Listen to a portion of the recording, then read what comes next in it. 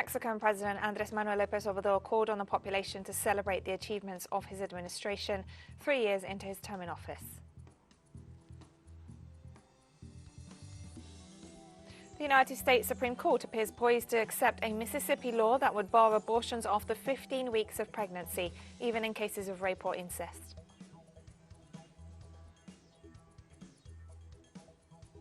South African President Cyril Ramaphosa visited Nigeria, where he held bilateral trade talks with his counterpart Muhammadu Buhari. From the headquarters of teleSUR English in Havana, Cuba, this is From the South, I'm Katrina Goss. We begin in Mexico, where this Wednesday marked 3 years in office for President Andrés Manuel López Obrador. At a gathering in the capital, the president called on the population to celebrate the achievements of his administration. López Obrador has overseen social investments, a policy of renationalizing key sectors, and increased programs to benefit the poorest sectors of the population. The president was sworn into office on December 1st, 2018, after securing a landslide victory at the polls.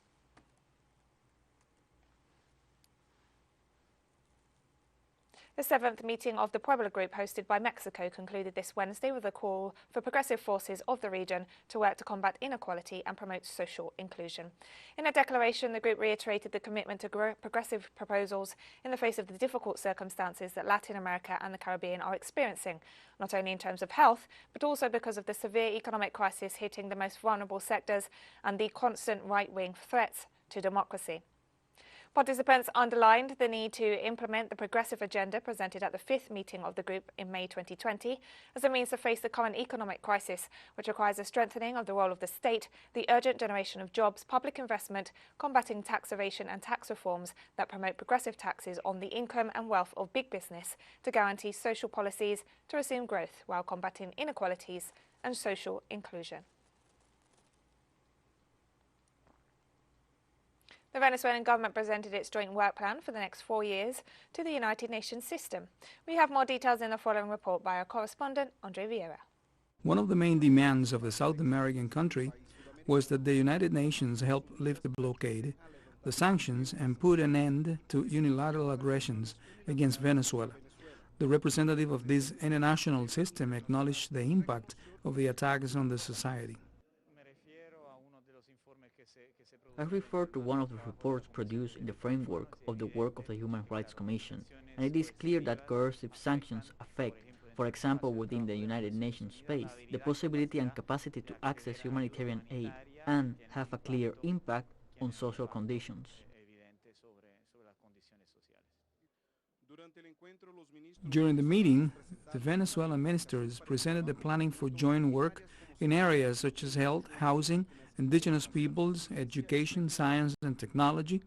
The government of Venezuela emphasized that the United Nations must act to guarantee the distribution of food to all countries, a situation exacerbated by the COVID-19 pandemic. Let's analyze what this means. For example, some speculated with the vaccine issue. Some decided who had the right to vaccines and who hadn't. And now the same is happening with food. That's exactly the role that the United Nations must play, to claim that all countries within the system have exactly the same rights, and coercive forces of one nation over another can simply not be accepted. Venezuela accumulates losses of more than $120 billion due to external attacks against the country. There are more than 430 unilateral coercive measures affecting all sectors of the country. Faced with this scenario, the government and its people are resisting and creating mechanisms to advance the country's development. André Vieira e Marcos da Silva, teleSUR, Caracas, Venezuela. Colombia continues to see high rates of political and social violence, mainly against vulnerable populations like indigenous peoples who are expelled from their territories and are re-victimized once they arrive in the big cities, putting their existence as a community at risk. We have more in the following report with our correspondent, Hernan Tobar.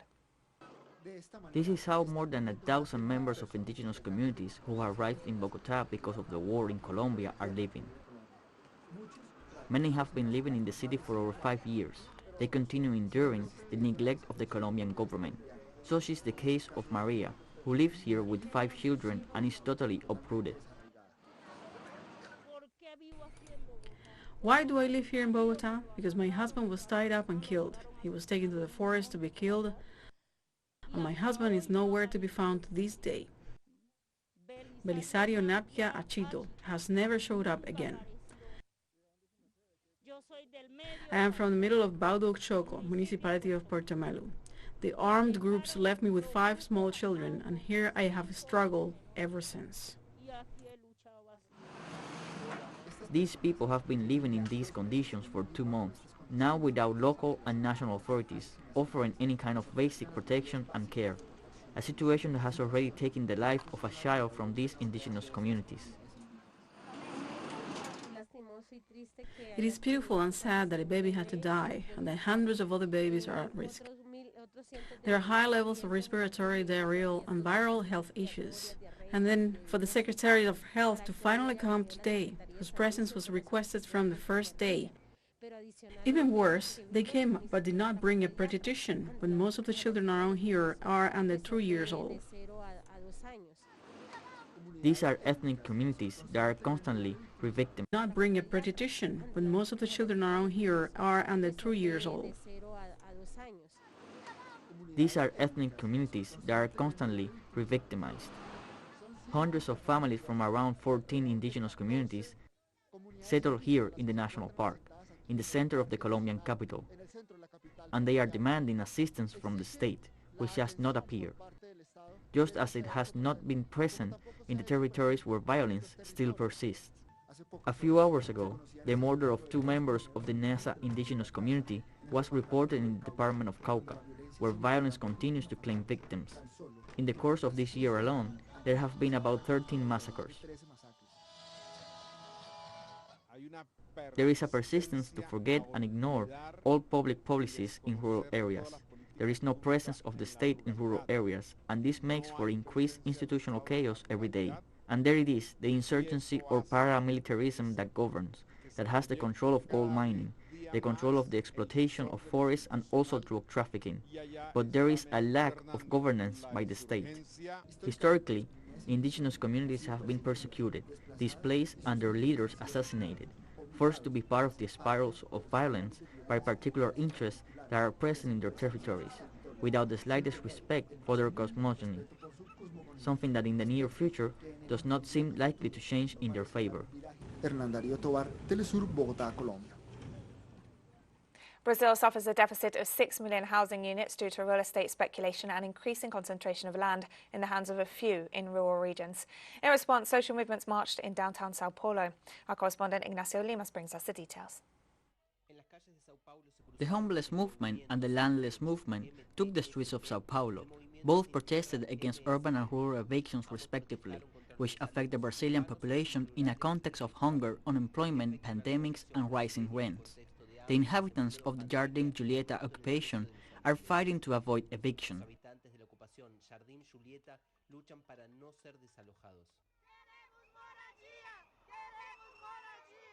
We have the right. Everyone has the right to housing in Sao Paulo. We are here fighting for that right, and no one will take that right away from us. The Legislative Assembly in Sao Paulo took up the bill that allows the sale of land in territories that had been granted to agrarian reform settlements. The measure grants landowners about 500,000 hectares of public lands that were illegally grabbed in Sao Paulo. In addition, the Court of Justice of Sao Paulo authorized the eviction order against the Mariel Vive camp of the MST.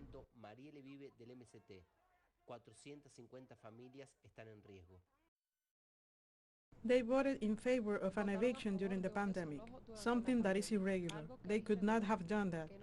I mean, to judge in favor of an eviction during the pandemic. We want to denounce this. How is it possible that these gentlemen who have houses, live in gated communities, have a good life, manage to put their heads on their pillows to sleep at night, knowing that 450 people have no place to live?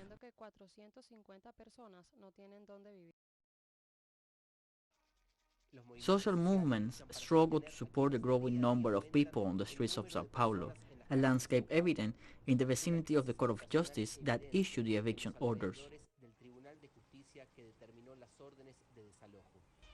Ignacio Lemus y Julia Nassif para teleSUR. And we'll be right back after this very short break. Don't go away.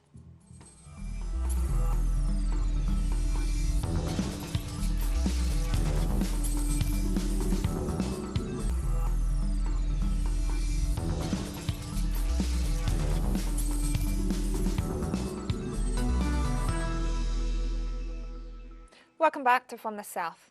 The United States Supreme Court appears poised to accept a Mississippi law that would bar abortions after 15 weeks of pregnancy, even in cases of rape or incest. In a hearing into the case on Wednesday, conservative justices of the Supreme Court that was dramatically reshaped by former President Donald Trump hinted with their comments that a majority backed upholding the law, which would roll back 50 years of reproductive rights. A ruling on the law expected in June could see millions of women lose abortion access. The court has not previously upheld abortion bans before about 24 weeks. Pro-choice and anti-abortion activists gathered outside the court ahead of the oral arguments in the fiercest challenge to abortion in a generation. We just finished up our arguments in the case, and we think that we were able to make all of the points that we thought were critical, that this case is about 50 years of precedent, that women's basic equality and ability to make decisions that are fundamental to their lives are at stake. The court heard all of the arguments and is taking them all very seriously, but obviously it's in the court's hands now. So if the court gets rid of the viability line, there will be no stopping point, and states will rush in to try and ban abortion at virtually any point in pregnancy.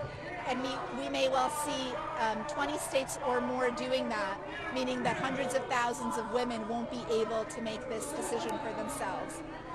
To pursue an education, it's critical to women's equal status in society, and that's why we think it would be devastating for the court to take this right away right now, and I think the court heard us on that argument. Palestinian officials have called on foreign diplomats to urge the Israeli regime to stop the demolition of Palestinian homes. Palestinian Minister for Jerusalem Affairs, Fadi Hidmi, urged ambassadors and representatives of Western countries to intervene and stop the dangerous Israeli escalation, represented by the demolition of homes and the expansion of illegal Jewish settlements. He noted that the Israeli district court had given the green light to demolish dozens of homes in the Wadi Yosul and Al-Bashir areas in the Silwan neighborhood, threatening to displace hundreds of Palestinian citizens, many of them children. The minister also denounced the decision to evict Palestinians from their homes as a process of ethnic cleansing in the occupied city.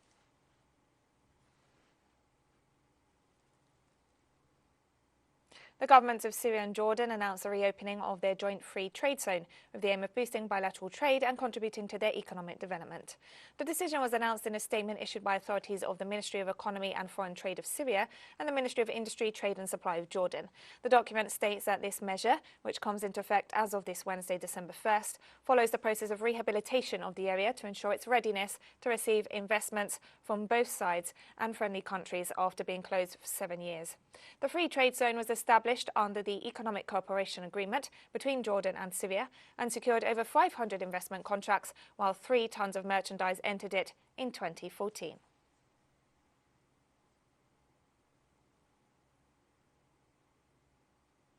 Syrian locals from a small village intercepted a convoy of the United States occupation forces, forcing it to retreat. Local sources stated that the US forces shot into the air when residents of the village intercepted their military convoy that consisted of 5 trucks. It was also added that residents cut off the road and forced the convoy to retreat by throwing stones and other objects. Damascus, which has not authorized the presence of the US Army in its territory, denounced that Washington is stealing the country's oil and demanded the withdrawal of its military forces from Syrian soil.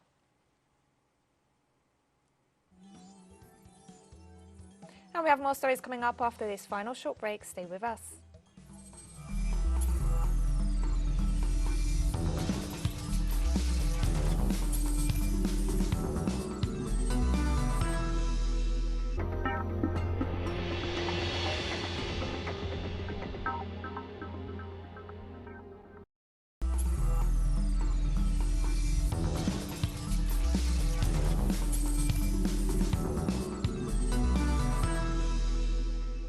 Welcome back to From the South. South African President Cyril Ramaphosa visited Nigeria, where he held bilateral trade talks with his Nigerian counterpart, Muhammadu Buhari, this Wednesday. The South African head of state met with business leaders ahead of a Nigeria-South Africa Business Forum. Ramaphosa reiterated his opposition to travel bans on the southern part of the continent, imposed by other countries in reaction to the Omicron variant of the coronavirus, describing them as a form of discrimination, while expressing concerns about the impact restrictions could have on the region's tourism industry. The South African president also noted that Nigeria has been supportive and demonstrated a positive approach towards the country, even in difficult times. President Buhari, the solidarity expressed by yourself and the government of Nigeria sends the strongest message. It says that as African countries we are standing united against the imposition of arbitrary and discriminatory restrictions that are not only unscientific but counterproductive in the long run. This is a global pandemic, and overcoming it requires that we collaborate and work together as a collective. The resulting damage to this travel ban to the economies of the countries affected will be considerable and long-lasting. Today has witnessed the signing of new memoranda of understanding between Nigeria and South Africa in diverse areas, including youth development, women and child empowerment, and political consultations.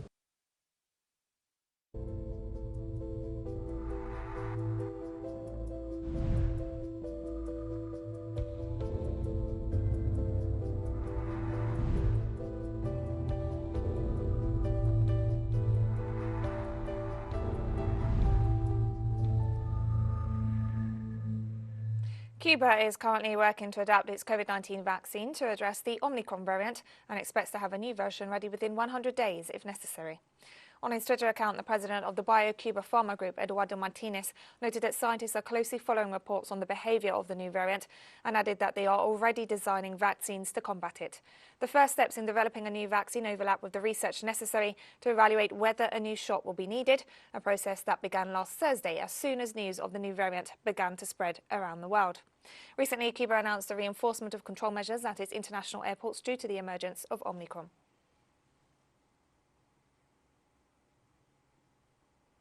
Member states of the World Health Organization have agreed to start drafting a global agreement to prevent and tackle the next pandemic. The three-day meeting of the World Health Assembly featured an unprecedented special session on how to handle this and future pandemics. Countries adopted a resolution entitled The World Together, launching the process that is hoped will result in a new agreement. The decision was welcomed by the head of the UN Health Agency, Tedros Ghebreyesus, who hailed the move as historic. He also stated that the COVID-19 pandemic has shone a light on the many flaws in the global system to protect people's health, but added that there have also been inspiring demonstrations of scientific and political collaboration. I have one simple request for all member states, and that is, end this pandemic. As we mark World AIDS Day, we're reminded that more than 40 years into the global AIDS epidemic, we still have no vaccine and no cure for this disease. 2 years into the COVID-19 pandemic, we have not one, but many vaccines and many other effective tools.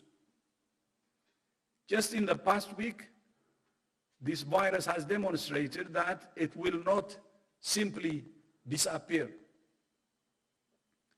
How many more lives and livelihoods it takes is up to us. Ending the pandemic is not a matter of chance. It is a matter of choice. South Korea reported its first 5 cases of the Omicron variant on Wednesday, stoking concern over a sharp rise in patients with severe symptoms. According to the Korea Disease Control and Prevention Agency, a fully vaccinated couple tested positive for the variant after arriving last week from Nigeria, followed by 2 of their family members and a friend. The country's daily COVID-19 tally reached more than 5,000 cases for the first time since the beginning of the pandemic. The surge began in early November after the country relaxed restrictions. The new variant prompted the government to halt plans for a further easing. The country has fully inoculated nearly 92% of adults and is now focused on vaccinating children and a booster program, but experts warn that cases would continue to rise until unvaccinated people obtained immunity through infection.